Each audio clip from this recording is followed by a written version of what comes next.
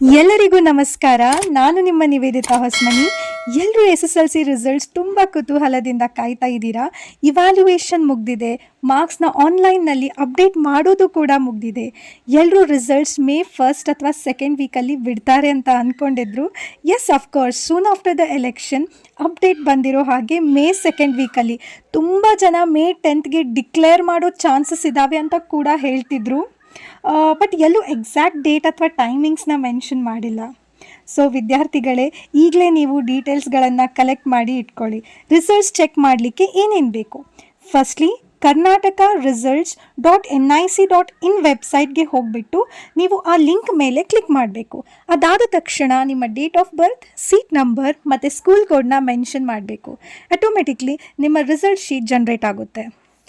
ಇನ್ನೊಂದು good news ಏನಂದರೆ, 3 supplementary exams ಇರುತ್ತೆ. ಸೂನ್ ಆಫ್ಟರ್ ದ ರಿಸಲ್ಟ್ಸ್ ನೀವು ಎಕ್ಸಾಮ್ಸ್ನ ಬರಿಬೋದು. ಇದನ್ನು ಫೇಲ್ ಆದ ವಿದ್ಯಾರ್ಥಿಗಳು ಅಷ್ಟೇ ಬರಿಬೇಕಾ ಅಂತ ಕ್ವಶನ್ಸ್ನ ಕೇಳಿದರು. ಈ ಥರ ಏನಿಲ್ಲ. ನಿಮ್ಮ ಮಾರ್ಕ್ಸ್ ನಿಮಗೆ ಸ್ಯಾಟಿಸ್ಫ್ಯಾಕ್ಷನ್ ಆಗಿಲ್ಲ ಅಥವಾ ನೀವು ಅಂದ್ಕೊಂಡಿರೋ ಹಾಗೆ ಮಾರ್ಕ್ಸ್ ಬಂದಿಲ್ಲ ಅಂದರೆ ನೀವು ಈ ಎಕ್ಸಾಮ್ನ ಖಂಡಿತವಾಗಿ ಅಟೆಂಡ್ ಮಾಡಬಹುದು.